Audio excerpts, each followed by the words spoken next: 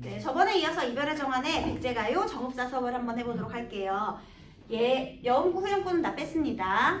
자, 그럼 한번 따라 읽어볼게요. 달하 높이곰 도드샤 머리곰 비치옷이라 저제 녀려신고요 증대를 드디올시라 어느이다 놓고시라 내 가논데 점글할시라. 네, 자 지금 달하 높이곰 도드샤 머리곰 비취옷이라 이렇게 말했어요. 자, 달은 여러분이 알고 있는 바로 그 달이에요. 그쵸? 네. 그런데 달아가 아니고 달하를 붙이고 있잖아요. 사실 이 하는요 높임의 호격조사예요. 그러니까 달아달아 이렇게 하면 안 되고 달림 달림 이렇게 불러야 돼요. 그러니까 달림이 시어로 지금 현대어 풀이가 되어 있죠, 여러분. 자, 그래서 여기서 중요한 포인트는 달이 높임의 대상이라는 게 중요한 거예요. 자, 예로부터 깜깜한 밤하늘을 밝혀주는 해와 그리고 또 하나 달은요 좀 신력스러운 존재로서 우리 민족에게 큰 의미가 있었죠. 이게 왜 중요하냐면 우리는 당연히 달한테 소원 비는 거 당연하지. 근데 서양에서는 이해 못할걸. 왜냐하면 그분들에게는 유일한 신 하느님이 계시니까.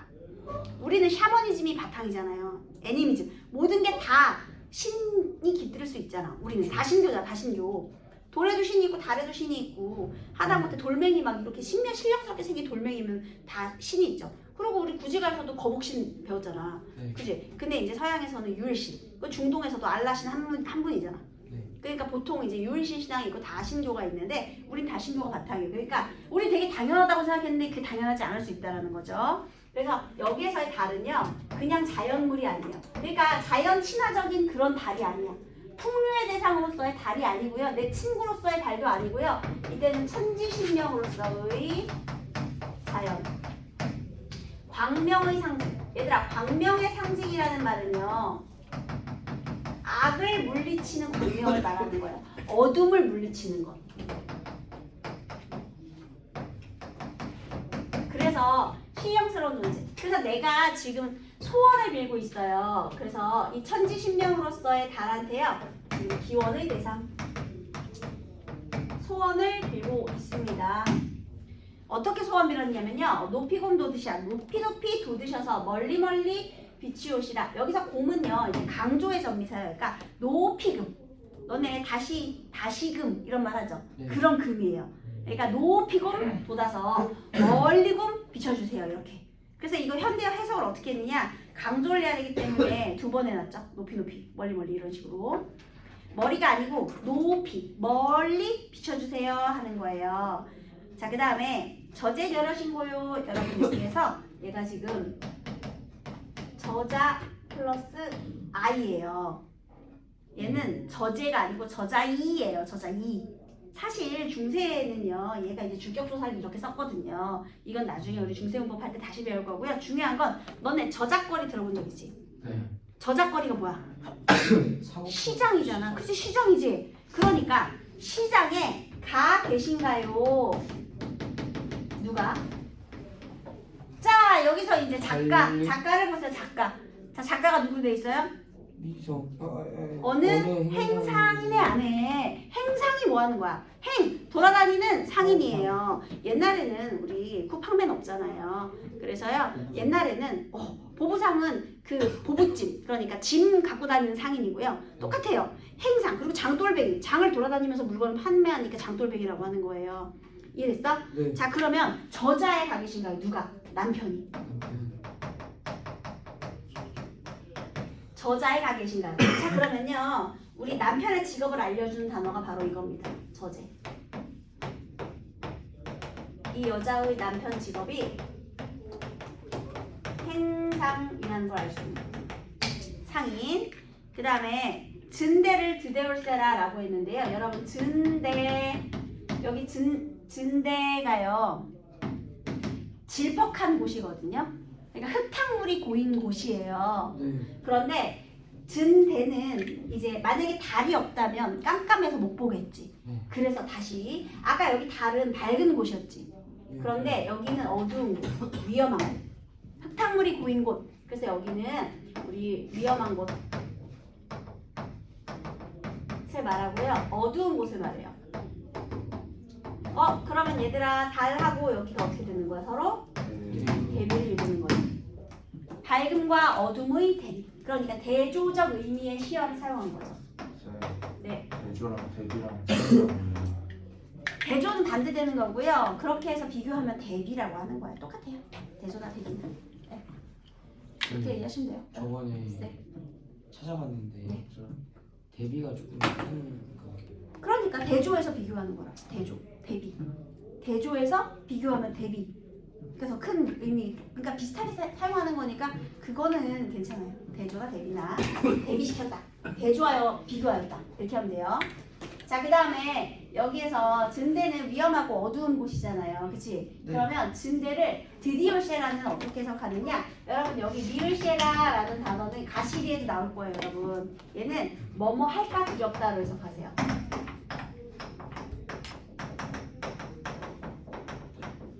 뭐뭐 할까 두렵다.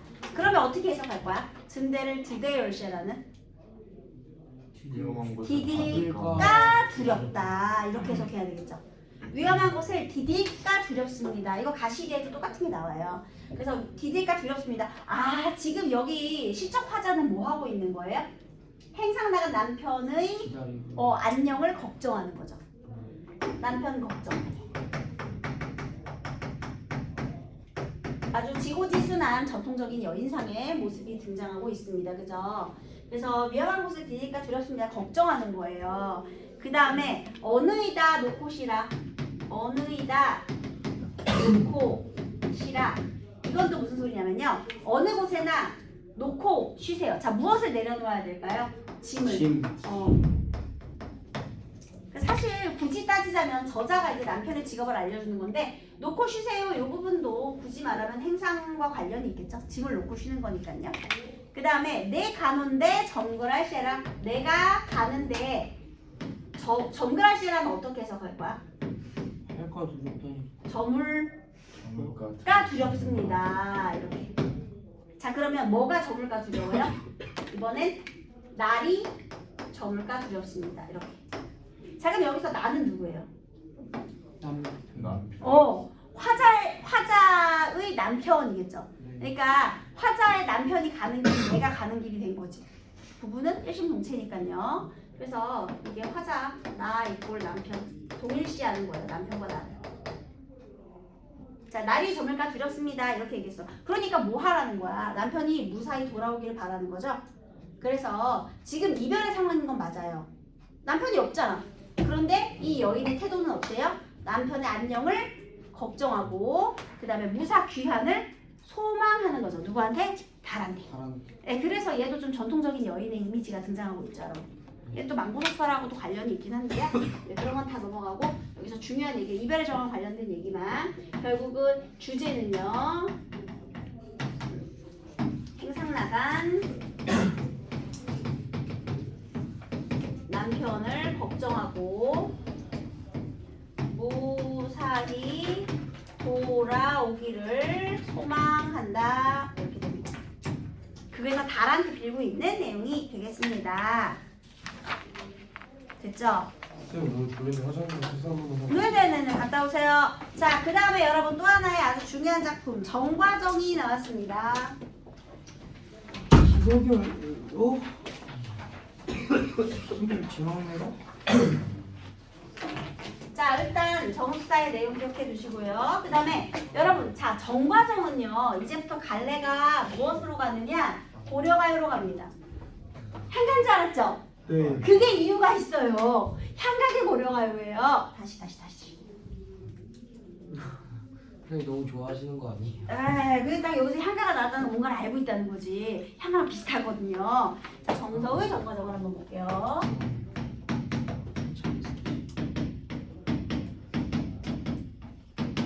얘야말로 배우지 않았는데 막 잘내요, 여러분. 그래서 되게 생각보다 엄청 중요한 작품입니다. 자, 여러분 정서의 정과정의 갈래가 굉장히 독특한데요. 얘는 향각의 고려가요예요. 근데 근데 우리가 지금 뭐 향가의 연속성을 배우는 과정은 아니니까 자세히 설명은 안 하겠지만 그래도 알 건 알아야 되겠죠, 여러분. 지금 우리 처음에 고대가요 배웠죠? 네. 고대가요는 이제 삼국시대까지를 고대라고 하잖아요. 네. 그러니 고대가요 4편 끝난 거야. 그러면은 자 고구려, 백제, 신라 삼국시대를 누가 통일했죠? 신라. 그리고 통일신라 시대의 신라 시대의 노래를 뭐라고 해? 향가라고 하는 거야. 얘들아 원래 우리 고대가요는 4줄이었죠. 네. 그래서 향가도 4줄부터 시작해요. 4구체. 사고치. 그 다음에 너무 짧은데 좀만 더 할까? 8구체. 그런 다음에 여기서 하나만 더 붙여볼까? 그래서 19구체로 발전하게 되는 거야. 4줄, 8줄, 10줄 이렇게요. 예, 그 다음에 우리 백제가요인 정읍사는 그냥 민요였잖아. 네. 그거 이제 민중들의 노래였잖아요. 그쵸 여러분? 네. 그런데 이 민중들의 노래는 그러면 고대는 없었냐? 당연히 있었지. 근데 다만 기록이 안 돼서 우리가 확인할 수 없을 뿐. 네. 그치? 그러니까 민요는 막 이렇게 세 부분으로 뭐 이렇게 불러섰겠죠. 그쵸? 아무튼 그랬어요. 민요도 있었고 그 다음에 우리의 기록된 고대가요 이런 종류도 있었어요. 그 다음에 신라시대 때 이 화랑이나 승려들이요 한문을 굉장히 많이 불교 경전을 공부하면서 한문을 잘 많이 접했잖아요. 그래서 한문을 가지고 기호를 만들어요. 우리의 말과 그 다음에 중국어는요 문법 체계가 완전히 다르죠. 네. 어순도 다르고 체계도 달라. 그래서 그 한자로 우리말을 적기가 힘든 거야. 그래서 얘네들이 만들어냈죠. 우리는 실질 형태수와 형식 형태수가 결합을 하잖아요. 네. 뜻이 있는 말과 문법을 담당하는 말, 그러니까 형식 형태소 조사, 어미, 접사를 한자의 음을 빌려서 적고요. 뜻이 있는 건 한자의 뜻을 빌려고요. 그러니까 한자의 뜻과 한자의 음을 우리말에 대응을 해가지고 그걸로 막 만든 문자가 바로 향찰이에요. 그래서 향찰로 기록된 신라 시대의 노래를 우리가 이제 향가라고 불러주는 거예요. 일단 그렇습니다. 근데요. 신라시대의 향가가 너무 어렵잖아. 네. 너네 향찰 벌써 말만 들어도 어렵잖아. 그래서 승려, 그 다음에 이제 화랑 이런 애들이 하다가 다시 또 민요는 계속 있었겠지. 네. 그게 이제 고려시대의 민요, 고려가요가 되는 거예요. 어쨌든 민요는 계속 이어지고 있었어요. 그러고 나서 신라시대에만 향가가 불러지고요. 그 다음에 이제 고려로 넘어왔는데 어쨌든 향가가 사라지면서 그 흔적이 조금 남았습니다. 그래서 고려가요가 등장하기 시작할 때 이제 향가의 형식을 이어가졌는데요. 자 그러면 이렇게 되는 거예요. 잘 보세요 여러분. 향가의 형식은 19채 향가의 형식이니까요. 19채 향가의 형식이 뭐가 되냐면 기서결의 3단 구성. 이게 보통 향가의 특징이죠. 그 다음에 향가의 특징 또 뭐 있어요? 낙고 첫머리, 감탄사를 통한 시상의 전환. 시상이 지각. 네, 시상 집약해도 되고 전환해도 되고요. 그리고 또 하나는 향찰품. 이런 게 있을 수 있죠. 이게 향가의 특징이죠. 네. 그 다음에 고려가요의 특징은요. 뭐가 있느냐. 고려가요의 특징은 일단 여음구나 후렴구가 있어야 되고요. 그 다음에 삼음보. 고려가요가 보통 그 다음에 분연체로 된 형식을 가지고 있죠. 분연체 연구분이 있는 거야. 고려가요. 가실이 연구분 있잖아. 네. 아까 선생님이 향가는 행구분만 있다 그랬죠. 4줄, 8줄, 10줄. 근데 이제 고려가요는 후렴구가 생기면서 거기서 자연스럽게 연이 구분된 거야. 그래서 이제 분연체를 자꾸 강조해 주는 거거든요. 자 그런데요. 이런 형식을 갖고 있어요. 그 다음에 고려가요는 평민들의 노래이기 때문에 평민들의 진솔한 정서를 가지고 있어요. 다만 이 향가는요 어떤 내용을 갖고 있느냐 보통 추모적이거나 아니면 예찬적이거나 아니면 불교적인 아니면은 주술적인 이런 내용으로 되어 있거든요. 이게 무슨 소리냐면요 여러분 우리 신라시대의 국교가 뭐예요? 불교지. 그런데 신라시대의 불교는요 여러분 우리 인도의 불교를 한번 떠올려 보세요. 인도의 불교는 대부분 수행을 하지. 왜 있잖아 자기 고행을 통해서요 모든 집착과 번뇌에서 벗어나면 부처가 되는 거예요. 그래서 걔네들이 수행하잖아. 무건수행 50년 동안 한마디도 하지 않으신 스님. 그 다음에 또 하나는 뭐 한발 스님. 나는 50년 동안 한 발도 이 땅에 댄 적이 없어. 뭐 이런 스님. 그 다음에 한 팔을 이렇게 등에 묶고서는 나는 이제 또 이 한 팔을 쓴 적이 없는 그런 스님 막 등장하죠. 이게 뭐냐면 이런 육체적인 고통에서 벗어나려 집착에서 벗어나서 나는 해탈하겠다. 이런 수행 방법 중에 하나예요. 근데 여러분 우리나라의 불교는 그런 불교 아니죠. 우리는 뭔가 원하는 바가 있을 때 소원을 빌려가잖아. 108배. 너네 수능날 미어 터져요. 수능장 너네 들여보낸 다음에 이제 부모님들이 뭐 교회를 가서 기도를 하시거나 아니면은 절에 오셔가지고 108배 하고 막 1000배 하고 막 이러면서 그렇게 소원을 비는 그런 불교야 우리는. 그리고 특히 무슨 소원을 많이 비느냐? 49제 들어보셨죠? 아, 네. 그게 뭐예요? 조상님 돌아가시고 재판지. 49일이 지나고 나면 진짜 이승과는 완전히 마무리거든요. 그러니까 명복을 비는 거지. 좋은 데로 가시라 이렇게. 봐봐, 우리는 소원을 비는 호족불교란 말이에요. 이게 언제부터냐? 신라시대부터예요. 신라시대 스님들은 전부 샤먼 스님이에요. 왜냐면 내가 망자를 이끌어서 좋은 데로 보내야 되잖아. 자기가. 그럼 신통력이 있는 거지. 그래서요, 그게 주술성이 되는 거예요. 향가 자체에는 그런 힘이 있다고 믿은 거예요. 옛날 사람들이. 약간 신통력 있는 노래인 거지. 그래서 너네 스님한테 점 보고 왔어가 하나도 안 이상하지, 우리나라에서는.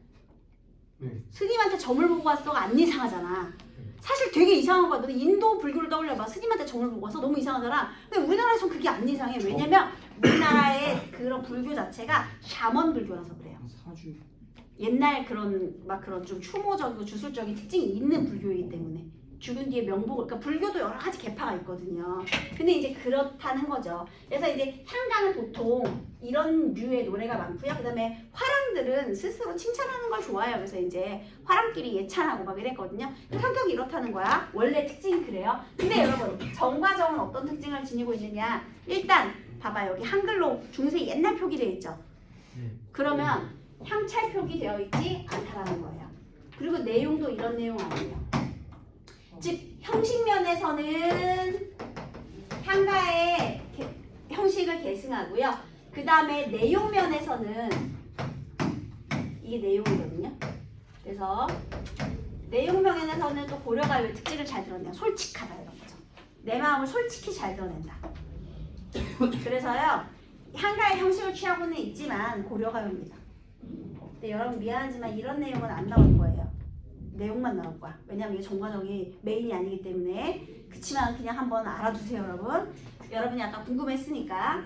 어쨌든 고려가요예요, 여러분. 솔직한 정서표현 이게 특징입니다. 그 다음에요, 원래 민중들의 노래는 작자가 미상인 경우가 많잖아요. 근데 작가가 알려진 유일한 고려가요예요. 원래 작가를 모르는데. 그 다음에 또 하나는요, 유배문화. 그리고 더 중요한 거, 충긴연주시사의 효시. 선생님 작가가 누구예요, 근데? 정서. 아, 자, 여러분, 우리 충신연주지사 어디서 되게 많이 들어봤죠? 너네 네. 삼위국, 송미국 배웠잖아. 네. 우리 군신의 관계를 남녀 간의 관계로 바꾸는 거잖아요. 한마디로 남자 작가가 여성 화자의 목소리를 통해서 임금님에 대한 그런 충의 마음을 드러내는 거잖아요. 네. 그거의 효시작이에요. 첫 번째 작품, 효시. 그래서 있잖아요, 얘는 그냥 어디에나 다 끼워 팔기가 가능해요.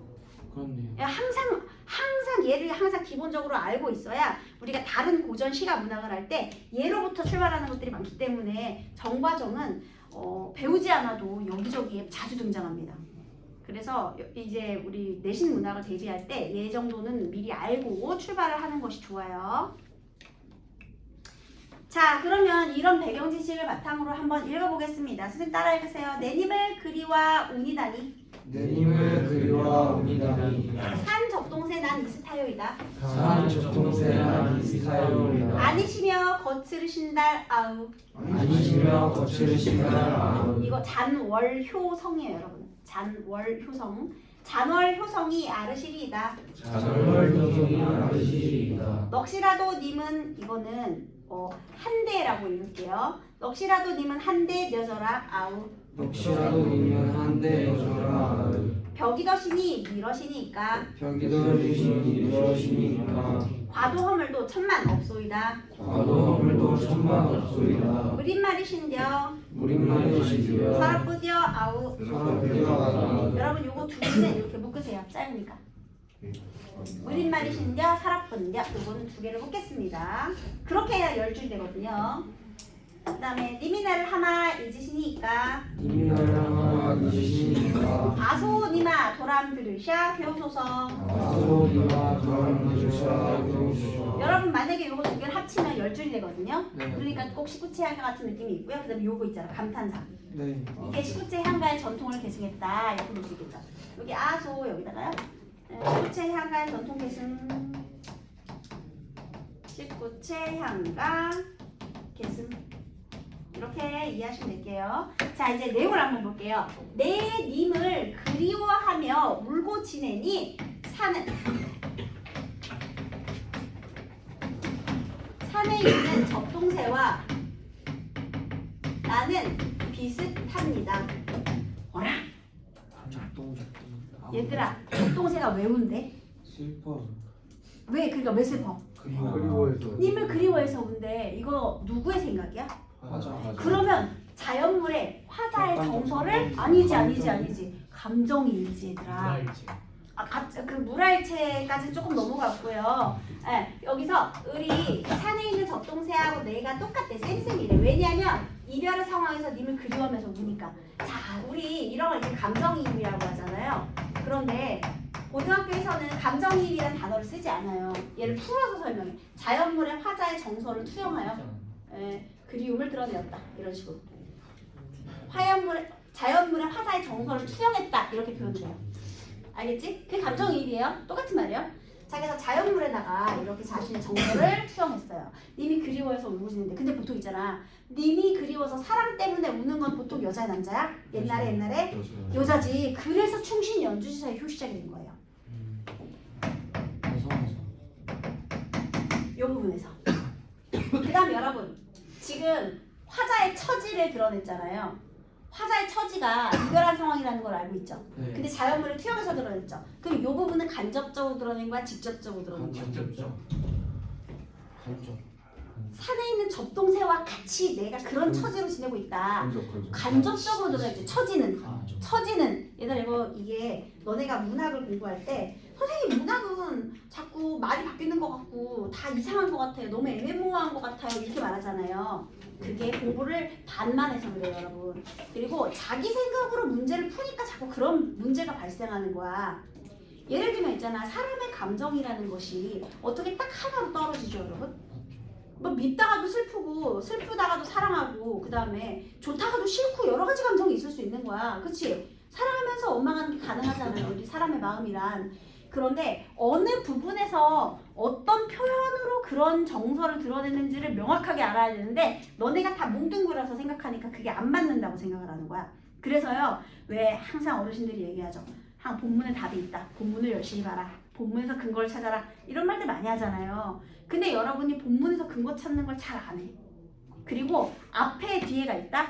예를 들면 무슨 표현을 사용하여 어떤 효과를 드러내는지가 나오거든요. 네. 표현만 나오진 않아요. 그래서 이러한 표현을 통해 무엇을 어떻게 효과로 드러내는지가 나오는데 니네는 뒤만 보든가 앞만 보든가 이거 하나만 봐. 그런 게 틀린 거야. 어순의 도치를 사용하여 선생님 여기 도치가 어디 있는데 선생님 이 부분이 도치잖아요. 그게 중요한 게 아니죠. 도치를 사용해서 어떤 효과가 드러내는지 이 인과관계를 봐야 되는데 너네는 그냥 도치만 보는 거야. 대조만 보고 대비만 보고 은유만 보고 그러니까 틀리지. 그 뒤까지 봐야지. 이 표현이 드러내고자 하는 효과가 맞는지까지 봐야 돼요. 알겠니? 너네 영어 할 때 문장 이렇게 있으면 이거 끊어가지고 여기도 맞는지 보고 여기도 맞는지 보고 다 하잖아. 그것도 똑같이 하세요 여러분. 앞뒤가 다 맞아야 돼요. 다 해야 돼. 근데 꼭 그 앞에만 보든지 뒤에만 보든지 하기 때문에 틀린다는 겁니다. 그래서 다 봐야 돼요. 다시 여기서 화자의 처지는요. 감정이입을 통해 처지를 간접적으로 드러내고 있죠. 그 다음에 이 접동사가 나는 지금 동병상련의 처지에 있어요. 동일시의 대상 이렇게 해도 되고요. 네, 그 다음에 아니고 거짓이라는 달이 것이거든요. 의존명사 것이에요. 그러니까 아니며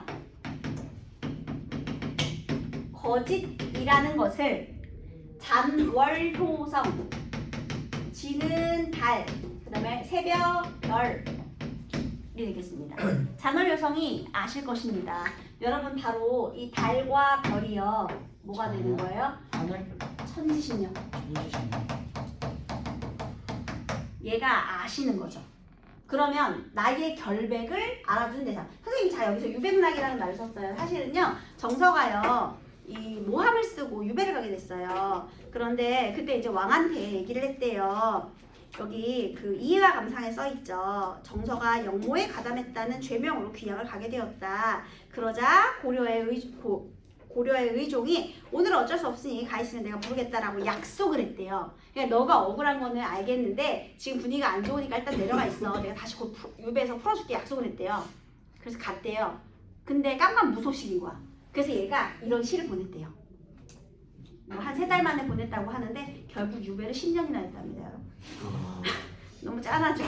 그래서 알지 내가 죄가 없는 건 아니며 거짓이라는 것을 우리 천지신명님께서는 아실 것입니다. 그러면 얘들아 얘가 내 문제를 해결해줘요?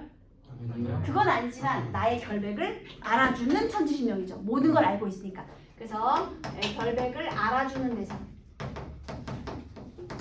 모든 것을 알고 있는 얘 앞에서 거짓말 할 수 없는 그런 천지신명이에요. 그 다음에 넋이라도 님은 한대 여져라. 자 넋이라도 님과 함께 있고 싶구나. 자 여러분 자 그러면 시적화자의 정서와 태도는 변했니 안 변했니? 태도 안 변했죠.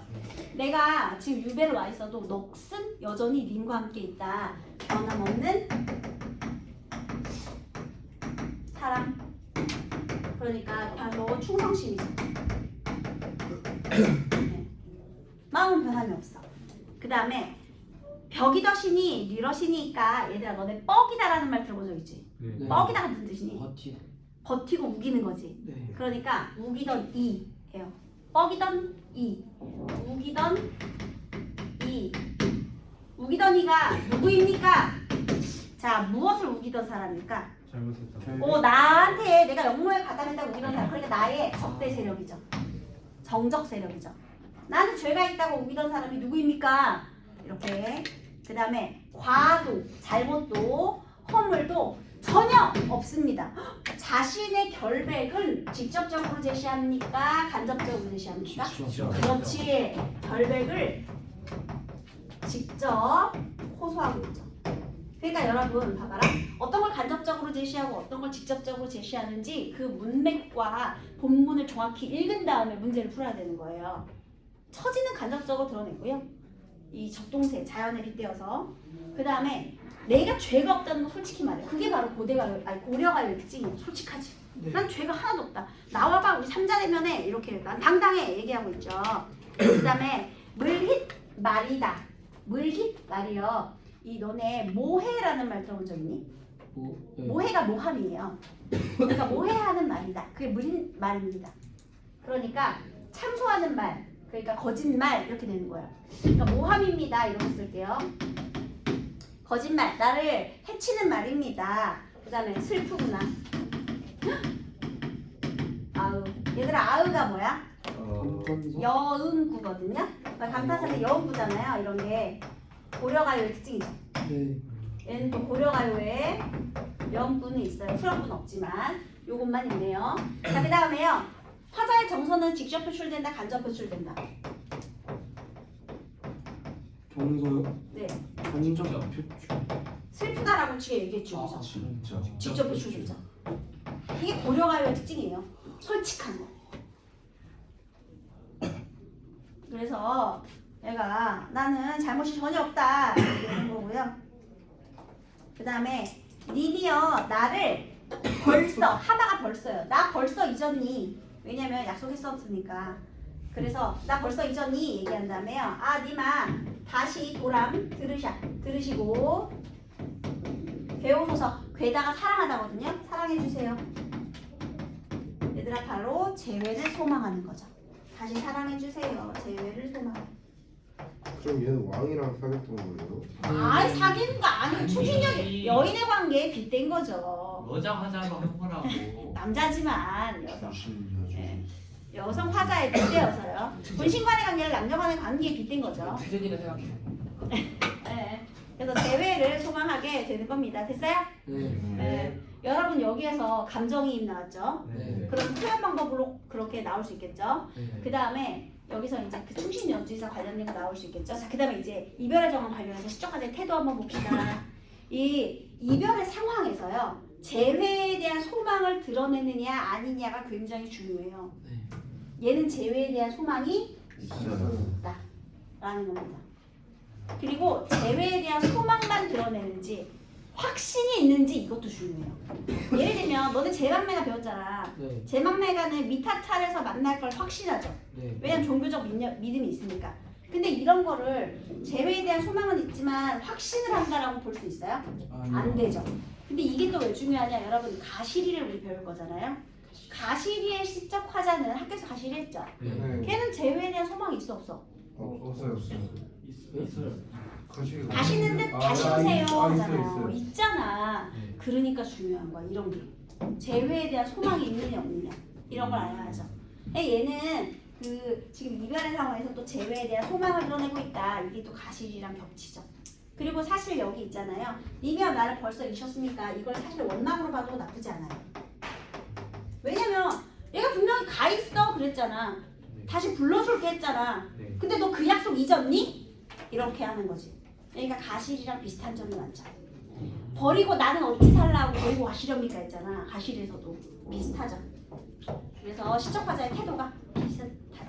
이렇게 이해하면 되겠습니다. 감정이 또 객상이에요. 그러니까 이게 객상 안에 객상도 있고 감정이 또 있는데요. 일반적으로 우리가 문제를 풀 때는 구분해서 문제를 푸셔야 돼요. 감정이입은 이렇게 본인의 감정, 화자의 감정이 표현에 직접 드러나면 감정이입으로 문제를 푸시고요. 그 다음에 객관적 상관물은 자연물의 처지만 제시되어 있고 본인의 처지는 드러나 있지 않아요.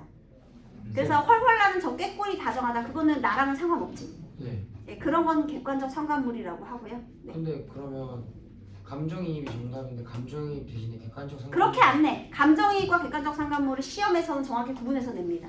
그러니까 물론 개념 안에 객관적인 상관물이 화자의 정서를 심화시키는 소재니까 네. 그 안에 객관적 상관물도 있고 감정이입도 있다 이렇게 설명을 크게는 하지만요. 학교 내신 시험에서 절대로 그렇게 되지 않아요.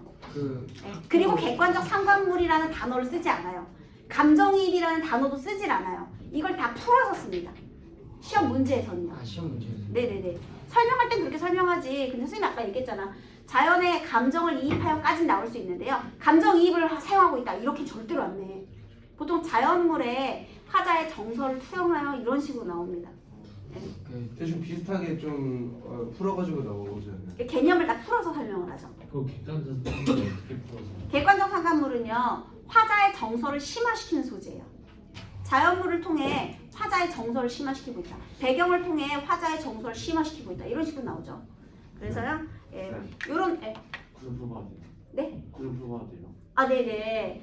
그래서요. 일단 오늘은 여기까지 하고 다음 시간에 다시 기대할게요. 네, 선생님.